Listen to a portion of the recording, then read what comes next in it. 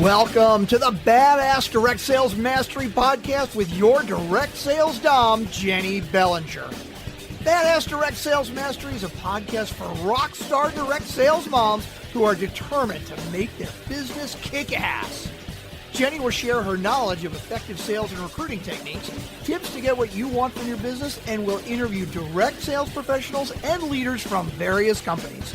The interviews will give insight to how these rock stars got to where they are and where they plan to grow in the future. And now, the direct sales dom, Jenny Bellinger. Hello, everybody. Thank you again for being here on the Badass Direct Sales Mastery Summit. And today I am presenting to you Jack Canfield. Now, some of you may have heard of Jack from his many, many different books, but the three big ones are probably his Success Principles. Well, and then the Chicken Soup for the Soul series that he co-wrote with quite a few different amazing people. And of course, The Secret, which has been out for, 15 years now or more, if not longer. So, Jack, thank you so much for taking time out to talk to me today and talk to our audience. My pleasure, Jenny. Thanks for inviting me. Absolutely. So first thing I'd like to ask you, I really want to focus on the Success Principles. This has been a book that really and seriously was a life changer for me. So anytime one of my clients asks me for book recommendation, it's my go-to first thing. Start with that one because it really changed my life. And some of the big success principles that really stuck out for me was the very first one, which is take 100% responsibility. So let's start with that one, and then we'll delve into some of the others. So when it comes to a direct sales or a network marketing business and 100% responsibility, how do you see those two things going together? Well, I think in any business where sales is involved, especially network marketing, you have to be taking 100% responsibility. We often want to blame the marketplace. We want to blame our upline. We want to blame the fact that the market's saturated. There's too many people. I've run out of my warm leads, whatever it might be. And everything in life, I teach this formula in the chapters, first chapter in the book, because it's the most fundamental. It's like the ground upon which you've got to build a tall building. If the foundation isn't strong, nothing else works. So basically, you've got to give up blaming, complaining, and excuse making. And I teach this formula called E plus R equals O. There's an event in your life, like the pandemic's an event. Your company comes out, like I belong to a network marketing company, and about 10 years ago, one of the principals left and started their own competitor company. So all of a sudden you go, oh, wow, we can't be successful because they've got that thing over there. Their products are cheaper, whatever. And the reality is, it's just what it is. The events are the events. It rains, it snows, it gets cold. Someone forgets your birthday, whatever it might be. And it's your response to that that's going to determine the outcome. How much money you make, how healthy you are, how happy you are, how well, whatever. So the reality is you have to take 100% responsibility. And most people, unfortunately, we've grown up in a culture of blame. I mean, we can look right now, just what's going on, the president, our past president blamed the media, fake news. The Democrats blame the Republicans blame the Democrats. Everyone's blaming someone else. China, people in England are blaming the EU, OPEC, immigrants, whatever it is. And the fact is, it is what it is. And, I don't know, I've been around a long time. I'm 76. I've been through a lot of presidents. No president ever changed my life. So the reality is I have to take responsibility for what I want to be happening in my life. And that means I've got to do the things that successful people do. One of the principles that's in the book is basically, a success leaves clues. So if there are successful people, if you've got people in your organization that are the top salespeople, or they're the diamonds, or whatever rankings you have in your company that are the highest, what happens is they did it. And if they can do it, you can do it. And we've all heard the stories of the mother who worked 2 hours a day and built a 30,000 person downline. And how did they do that?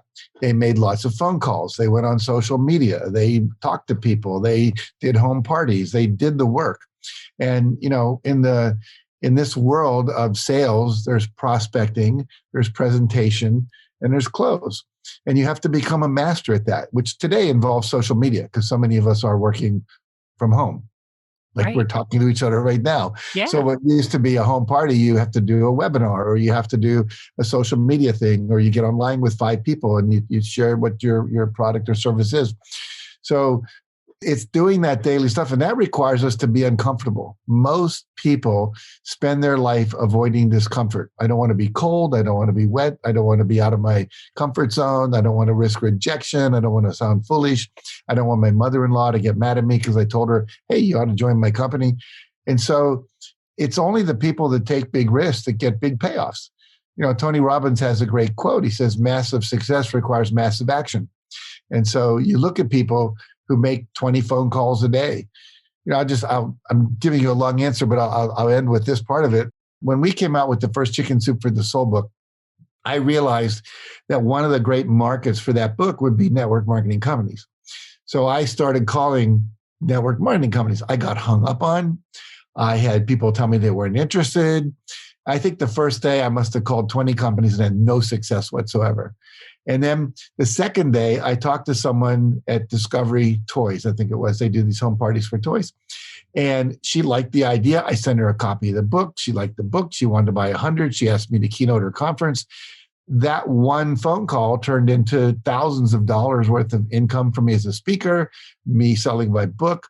And so you never know. Brian Tracy calls it the law of probabilities. The more things you try, the more likely one of them will work. You never know which one it is. Success is a numbers game, dialing for dollars, and so I think you have to be willing to risk rejection. 2 friends of mine wrote a book called Go for No. Do you know that book? I have. Yeah.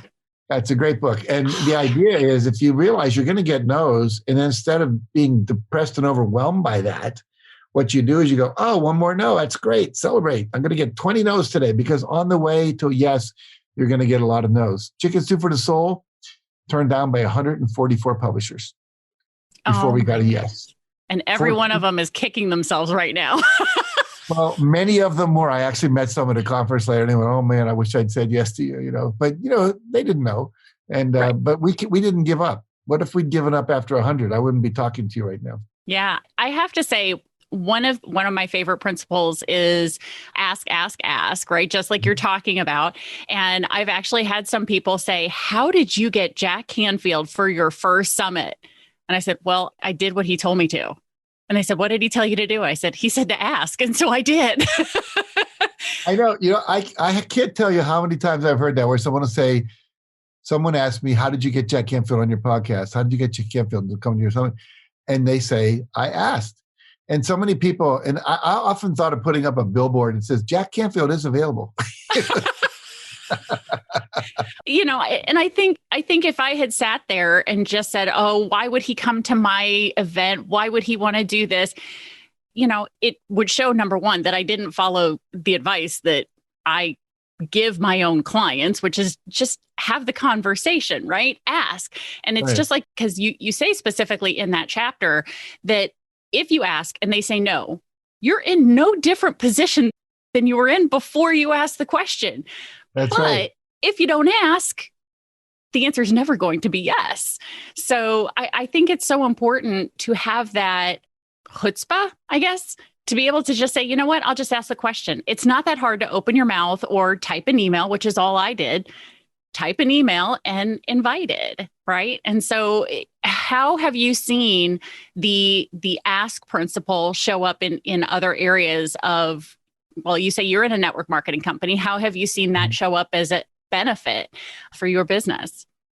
Well, asking, and I had, we all do it. We all do it. I think, well, should I ask that guy? He's like got 1 million people in his downline. Would he want to risk his brand by getting involved with an MLM? Would that be her? And so we all do it. It's just that voice is in there. It's, that inner little critic voice, the voice that's afraid of rejection. It doesn't want to look like a fool, doesn't want to feel like you stupid, whatever, but you can't listen to it.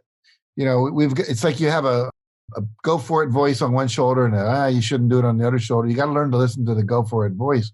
So for me, I called up a lot of major players in the field and said, would you be willing to do this? And I would say half of them said no. And the other half said, sure. One of them said, don't call me until March because I've got a book coming out in February. I don't have time for it. And I don't want to be wasting my time on that. I want to focus on this. But March 1st is coming up. I'm going to be talking to him. And, he's got 1 million people that follow him. And so the reality is it only takes a few of those kind of people to become key leaders in your organization that have the chutzpah, the ability, the organizational skills, no fear of rejection. Little kids, we almost wrote a book, Mark Victor Hansen, my co-author of Chicken Soup, we almost wrote a book called Ask Like a Kid. Because, a kid always says, I don't know, there's a cute video on YouTube, I can't remember right now, but his little kid's he's asking for a cookie.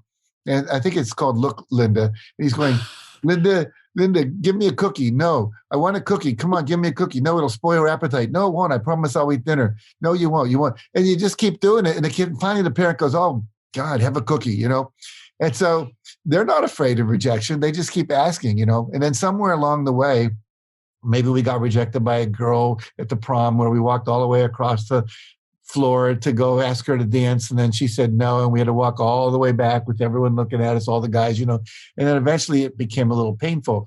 But, like you said, the key thing is you didn't lose anything. If I ask you and you say no, I already had a no. It doesn't get worse. And as I like to say when I'm on stage teaching, if I apply to Harvard and don't get in, I wasn't in Harvard before I applied. I'm not in Harvard after I applied. I've lived my whole life not going to Harvard. I know how to handle that. It's like it's not such a big deal, right? It's like we are the one who's rejecting ourselves before we give the other person the opportunity. And you're going to get no's. You have to get used to that. If you're going to go play baseball, you're going to miss 2 out of 3 shots. 2 out of 3 times you're not going. If you bat 333, which means that 33% of the time you got to hit, that's big time. You're a pro. You're going to get paid millions of dollars a year. Well, in network marketing or any kind of sales, it's the same thing. There is a cycle of success where, when we were enrolling people, I used to have offices in 5 cities when we were running live seminars. St. Louis was one of them. And we found out for every call that our team made, we'd get 8 no's for 1 yes. And one night, this person got 81 no's in a row. And then they got 9 yeses in a row. The average played out, So no one will always say, you're not going to get yeses from everyone. It just doesn't happen, And it's called, thank you for caring enough to listen to my presentation. If you're ever in a situation where you may need that, please let me know. Maybe you'll lose your job, the pandemic. Maybe you'll decide you want to send your kid to private school. Maybe you'll decide you want to buy that boat. When you do, my number. Yeah. It's like, thank you very much. It's no big deal. Yeah. One of the greatest trainings I received, or tips, techniques, strategies, whatever you'd like to call it, when I was active in my own direct sales business, was they said to create that list, which we all have the dreaded list, right? Yeah. Create the list. But here's the thing, go through and call the people who you are certain are going to say no first, right? Call them first, because here's the thing. If you call the people who you think are going to say no and they say no, you're right. Right? But if they say yes, or they say maybe, you get a little excited, right? It's a happy thing. And then you put the maybes in the middle and you put the yeses last, because if you start with the yeses and they tell you no, right? Wah, wah. So yeah, and true. I was doing a talk for a guy who trains coaches. And I came up early to just kind of get a feel for the room and who would be in there, and sent people on a break before my talk. And what he asked them to do, he said, I want you to go and on this break, call as many people as you can. At least think of 3 people, get their phone numbers in your list and call them. And just say to them, by the way, you made a huge difference in my life. I would like to give you a gift. I would like to give you an hour of free coaching. I've just become a coach. I'd like to gift you with an hour of free coaching as a thank you. Would you accept that? And every one of them said, they came back after the break, and I said, everyone I reached, because they didn't reach everyone because they weren't available, they said yes. Now, think about that. You offer them a free hour of coaching as a gift. And then at the end, you say, was that valuable? Yes. Would you like to do some more of those? Yeah. Now you have a client. And the same thing with anything you're selling. The reason I'm calling you is you've been a big contribution to my life, and I want to give something back to you. I just discovered this amazing new product or service, and I thought that you might be willing to it might be useful to you. I'm calling you out of my love for you, as opposed to, hey man, you want to sign up for Legal Shield? Whatever. It's like, right. yeah. Yeah, no, I think sometimes what holds people back, number one, is that mental thing that you talked about. We say those things to ourselves, this person isn't going to want to do this or whatever. And the second thing is people don't always know what to say. So having the right words can really be a big help. And how do you learn the right words? You do that by talking to the people who've done what you want to do. As you said, success leaves clues. So talking to those people. So how do you recommend that somebody who's watching this, let's say they've just started in their direct sales or network marketing career, how do they reach out to those top people? What would you recommend they request of these top people? How do you? Well, I always say, build up your confidence. Start with people you think might say yes, and you said start with people who you think are going to say no. That's great. But, you don't get into the major leagues without playing in the minor leagues. Even Michael Jordan had to do that when he wanted to play baseball. Yeah. Roy Campanella, when they wanted to bring him to the Dodgers as the first black guy to come into the major league that wasn't in the black baseball league, they still made him go up to Toronto and play in the minor leagues before they brought him to the major. And he was already good enough to be in the majors, but you got to kind of test yourself out in the big game, as they say. And so I would start building up your confidence with some people that Here's the deal: study. There are 100 books on how to sell, how to close. There are tons of books on network marketing, how to build a network marketing empire, et cetera. Buy some of those basic books. Your upline will tell you what they are. And then what I always like to do is have your upline enroll a couple of your friends while you listen. So how did you do that? Like in my company that I'm in, there's a certain drink that we do that's antioxidant. And I know one guy who enrolls 2 people a day in and day out, 2 people a day. He's the fastest growing person in my organization, selling one product. We have 700 SKUs, one product, and he just basically spends a 12-minute phone call. He's got it nailed. I had him come on and basically do his pitch to my entire team. So I have 2,000 people in my organization at the moment. Wow. And so what happens is they all learned how to do that. And the script was there. We sent it off to Rev. We typed it up. Everyone's got it. So now you can memorize it and do it, practice it a few times, make it your own. And so if you watch someone do what you want to do, I know when I was a kid, if I would watch an NBA basketball game and then I would go out and play basketball on the playground, I was better. Somehow I would pick up the moves. I would see something. I would notice something. So watch the people that are successful, not just having mentors, but also just observing. If you want to be a great speaker, go online and watch about 25 TED Talks. You're going to see how they do it. And then you buy a book called Talk Like TED, and they tell you how they constructed those talks.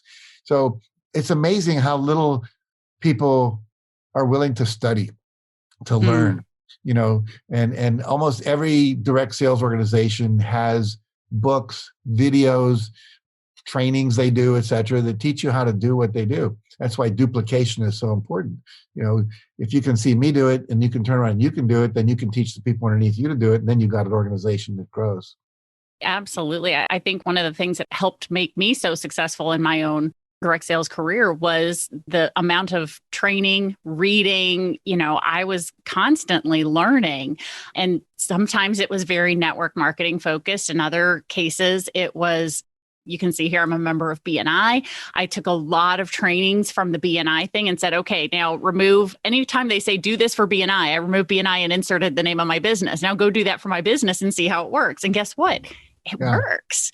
It's pretty phenomenal, right? Well, and especially because sales is a referral business, and BNI, Ivan Meisner is one of my best friends who started BNI. And so he's a great guy.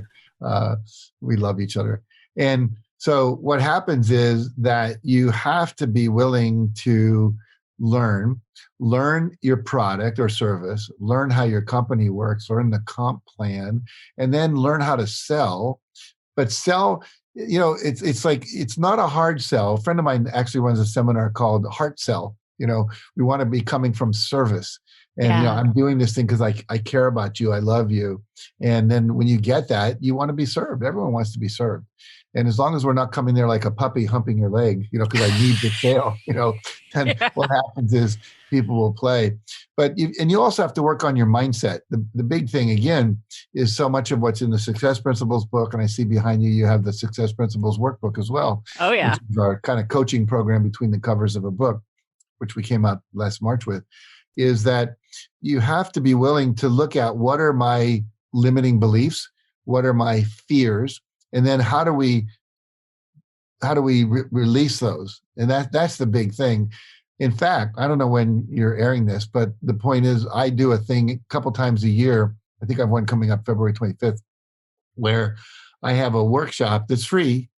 And basically I usually get 2,000 or 3,000 people on this call, and I walk them through a limiting beliefs release, identify your subconscious limiting belief and release it. And 2,000 or 3,000 people go back into their childhood, discover a belief they didn't even know they had, replace it with a positive belief, then reinstall that, and then their whole life changes. Because what happens is we're all moving forward. We learn all these things we're supposed to do, like in my book and what you teach and so forth.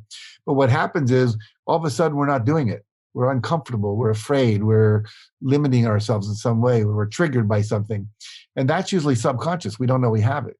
So I say, imagine you're getting on a plane, Jenny, and you see the pilot come on, and he's 6 years old, and he's walking into the cockpit of a 747, and he's about 3 feet tall. He's got the little pilot's uniform on. You're going, this guy is piloting my plane. And yet most of us are going around with a 6-year-old piloting our life because we made some decision at 6 years old that it's not okay to ask for what I want. It's not okay to be wealthy. It's not okay to be sexy. It's not okay to make noise. It's not okay to be, outrageous, to be playful, to be, whatever. And so what happens is we don't know why we're not taking the action, but it's this limiting belief that's stopping us. Wow, that is powerful. I hadn't ever thought of it that way, but I think you're right. And as we go through this, and, one of the principles is, I think you worded it differently. I'm pulling the wording from, I think it's Susan Jeffers, Yes. Feel the fear, do it anyway, right? Because sometimes the way you release the fear is you do it and then you go, I didn't die. I didn't die when I did the thing. Okay. So now the next time you do it, it's a little less scary, like people who do, I'm going to use BNI as the example again, right? People who show up to BNI for the very first time and they're asked to stand up and give a 30-second, commercial about themselves. And you can tell the people who've never done it before, and you feel so badly for them because they're just absolutely terrified. But then they sit down, they're like, oh, okay, I didn't die. Right. And so it's experience the fear, right? You just don't let it slow you down. Right. Yeah, it's funny because Susan Jeffers, who wrote that book, Feel the Fear, was a friend of mine. And when I came out with the first edition of the book, that was the chapter title, Feel the Fear and Do It Anyway. She threatened to sue me because she had trademarked the phrase. So I had to change it to Experience Your Fear and Take Action Anyway, which is what it's called now. Right. I said, hey, Susan, no problem, no big deal. But what happens is she's right. I use this metaphor. Imagine you're learning to dive on a diving board. You're 6 years old. You're in your uncle's backyard, this pool, and you get out to the edge of the diving board and you look down and you go, I'm not going to dive.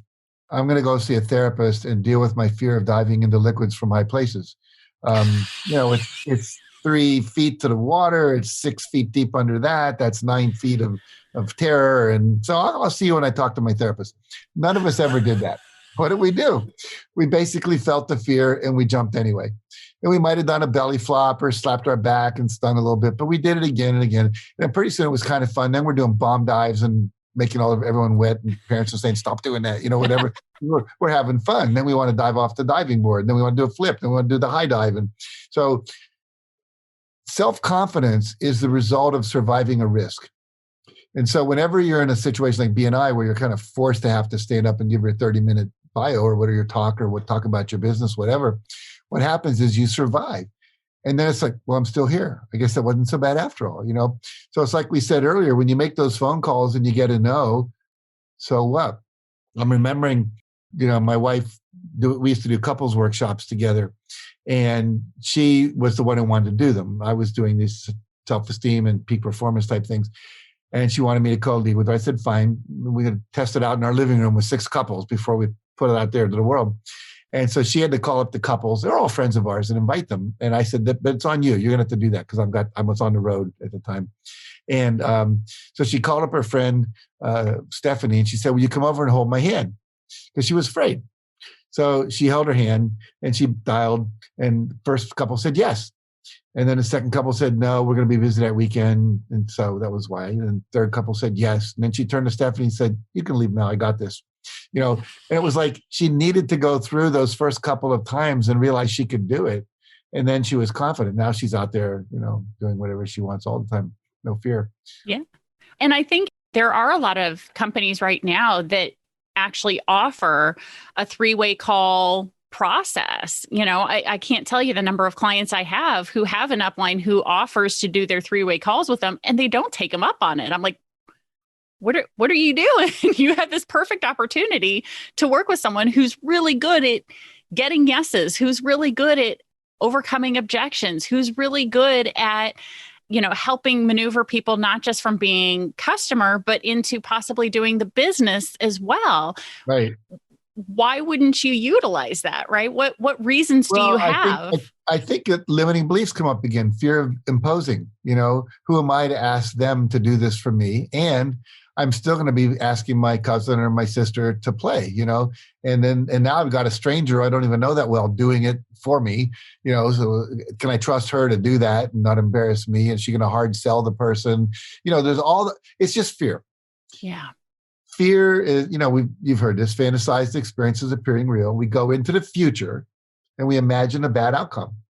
Mm-hmm. All fear takes place in the future. Even if there was a snake on the floor in your office moving toward you, if you got afraid, you'd have to go into the future and imagine it biting you or wrapping itself around you like a boa constrictor and cutting off your breath. The reality is that hasn't happened yet. So you have to go into the future and imagine the bad thing. So you see a spider on the ceiling and, in your bedroom, and it could come down in the middle of the night and bite you, right? But you have to go into the future and imagine it coming down and biting you. So what happens is we go into the future and imagine this possible client, person that's going to be a customer, business builder, whatever, rejecting us. And we could use that same talent. I think it was Zig Ziglar who used to say, worrying is negative goal setting. We're visualizing the exact thing we don't want, right? We're going into the future and visualizing the outcome we don't want to have happen. And if we know from the law of attraction that whatever you visualize and feel strongly about, which fear and worry is, you're going to create it. Mm-hmm. So basically, you want to go into the future and imagine the positive. Imagine your sister saying yes. Imagine your father saying, yes, honey, I'll support you. Imagine your wife going, okay, if you want to invest $1,000 to get involved in this, let's go ahead and do it. We could use the extra money. Now, it may or may not happen that way immediately, but the point is, at least you now have the courage because you've survived the risk in your mind. Then what I say is have an affirmation. I'm so happy and grateful that my sister said yes. Now close your eyes, visualize that call, visualize your sister saying yes. Now our subconscious mind can't tell the difference between a real event and an imagined event. And if you don't think that's true, all you have to do is put on what are those called? Oculus glasses. Oh, yeah. Where they take you and put you on the edge of a cliff that's about 3 miles high down to the ravine, Yeah. And your stomach will turn over. Yeah. And it's not real. It's just a visual. We see people get stabbed in a movie and we go like this, because we feel it in our own body because we can't tell the difference. And so you can build your confidence by imagining success. You build your lack of confidence by imagining failure. Yeah. And if you want to see this being held true, I tell my clients all the time about Olympic gold medal athletes. If you watch them, if you're able to go find video of them before they did that gold winning slalom run or the gold winning swim, whatever it is, you literally see them sitting there with headphones on, eyes closed. Do you know what they're doing? They're visualizing themselves going through that gold medal winning sport, whatever it is. So the slalom run, you can literally see them like doing the body moves. They're rocking back and forth as they're imagining themselves going down the mountain with all the slaloms in the right place, doing it just right. So that way they do their best performance, which turns into a gold medal outcome. So and all the same muscles are twitching and firing off, all the same neurons. And actually that is a rehearsal. It's actually having a benefit to them in their body right before they go on. So it's absolutely, I was at the 1984 Olympics in LA, and I was watching, I got to go one day, and I was watching the high jump, and the American who ended up getting a bronze, I was watching him, and you could see him on a big screen because they had a big screen at the end of the stadium. And he was going like, he would be sitting there going like this before he would start his run. He'd be going, we're all wondering what the heck was he doing? And he got interviewed that night on KABC or whatever the local station was. I happened to see it. And he was one of these guys that took 3 steps and did what they call the Fosbury flop, where you go over on your back over the high jump. And he was taking step, flop in his mind before he did it. And he went on, he was the 3rd best in the world, because of that. So the reality is that it works, and it works for anything you want to do. Before you give a sales presentation, before you ask your kid to go to bed, before you ask Joan to marry you, whatever it is, mental rehearsal is way undervalued. Olympic athletes all do it, but it's not being taught in our schools. It's not, this is interesting.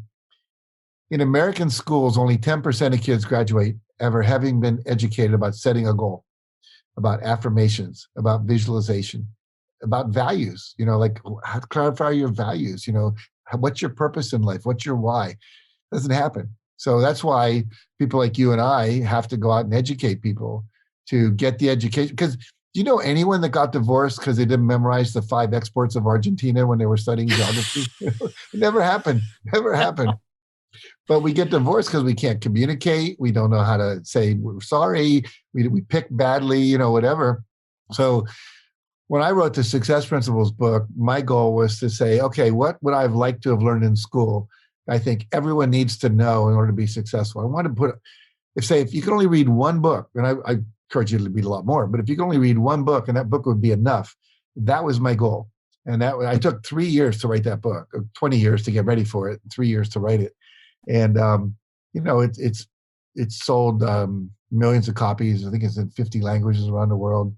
One of the stories that's really fun for me, Jenny, a mayor in a small town in Russia, because I spoke in Moscow not more than a couple, about 10 years ago. And he bought a copy of the book in Russian for every person of meaning, like the mayor, the fire chief, all the policemen, the school superintendent, the teachers, anyone that was influential. About hundreds of books, and literally transformed the town. The whole town changed because they all took on these principles. It became like, everyone in a certain family knows the bread recipe that grandma passed down, for 3 generations. This whole town became like that. Everybody knew these principles. And so that's what's possible. If you want to be successful, whether it's my book, I love my book, but there are lots of books out there, lots of courses, TED Talks, Tony Robbins, me, Brian Tracy, you, whatever. There's no excuse to not be successful anymore. And when you take all the technology like tapping and NLP and EFT and on it goes, it's just called, if you want to, you can.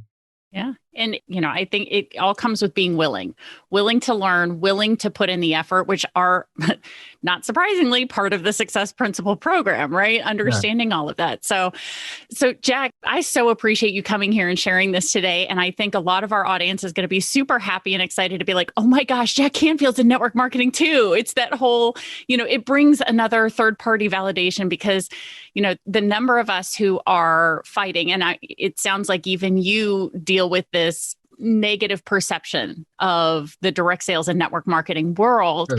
To be able to say, even Jack Canfield is in network marketing. Yeah. And John Gray, who wrote Men Are From Mars, and I can name 20 people I know that are Janet Atwood, who wrote The Passion Test. A lot of people here, let me tell you why I got involved I've been involved in 5 network marketing companies over the course of my life. Was a weight loss company. Another one was an herbal company. And they were all perfect for me at that time. What I needed for my own life in terms of the products, as well as, helping people make income. But I hadn't been for a while. And then the pandemic hit. And here I was, March 10th, and we had $800,000 in deposits for live seminars, which we now could not deliver because you can't gather in hotel rooms. Mm-hmm. So we had to switch everything to online. And it didn't happen overnight. We had to develop online courses and ongoing programs and so forth.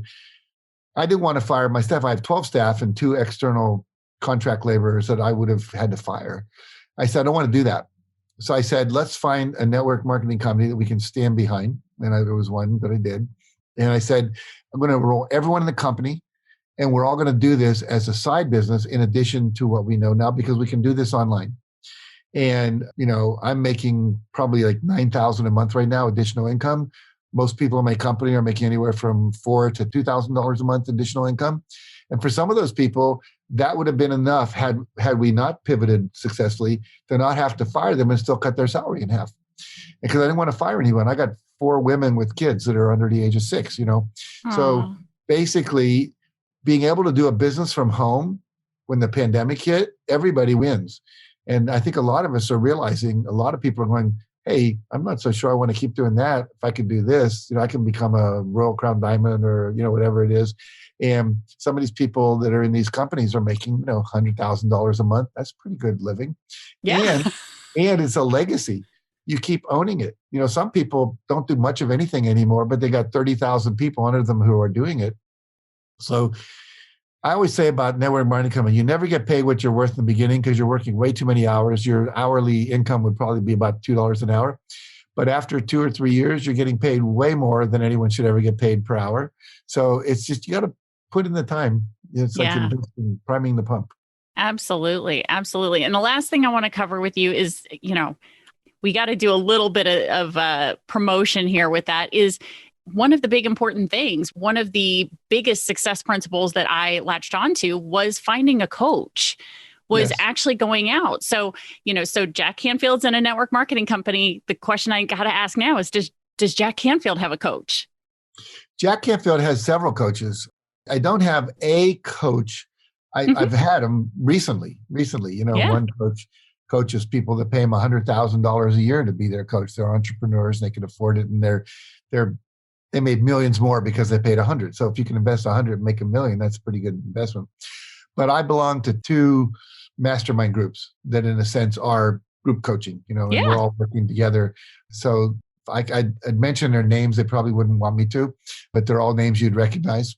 Sure. We're all supporting each other to be more successful. And if you don't have a coach, if you don't have a mastermind group, you're flying blind. It's like today's world, you need 2 things. You need accountability and you need connection.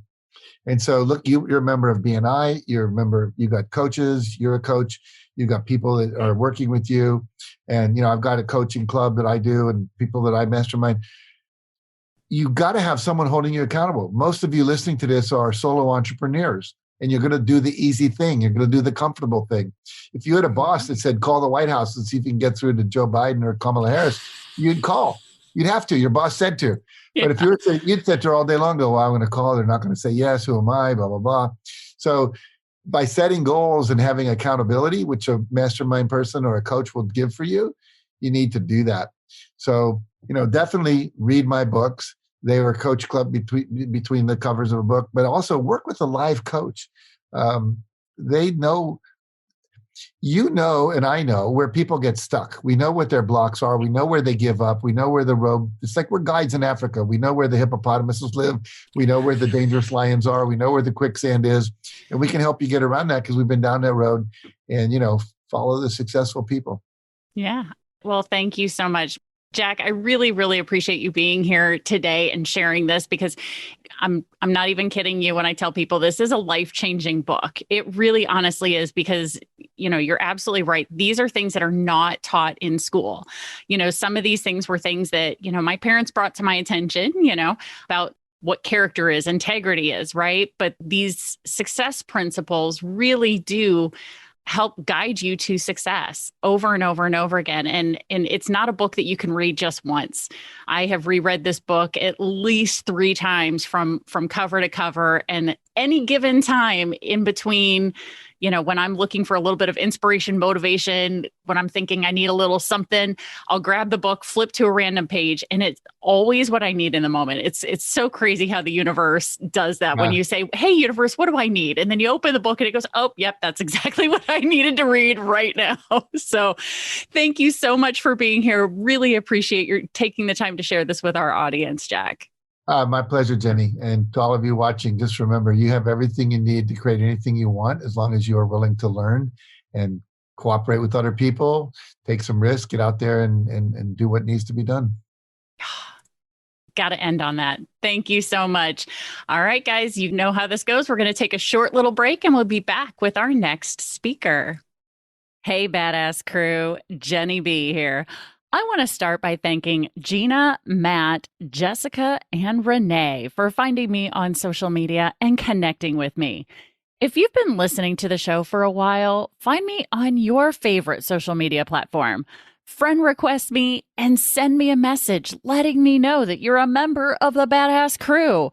I want to meet you. Trust me, I will fangirl on you so hard because I love you. So go find all of my pertinent social media links right in the show notes. Thanks for listening to the Badass Direct Sales Mastery Podcast with your direct sales dom, Jenny Bellinger. Why are you waiting to go to badassdirectsalesmastery.com? Don't make the dom get her whip. If you enjoyed this episode, make sure to share it with another rock star that you know in direct sales after you subscribe to the podcast so you won't miss any future episodes. You can also check out the show notes for links and any contact information mentioned in today's episode. We'll see you next time.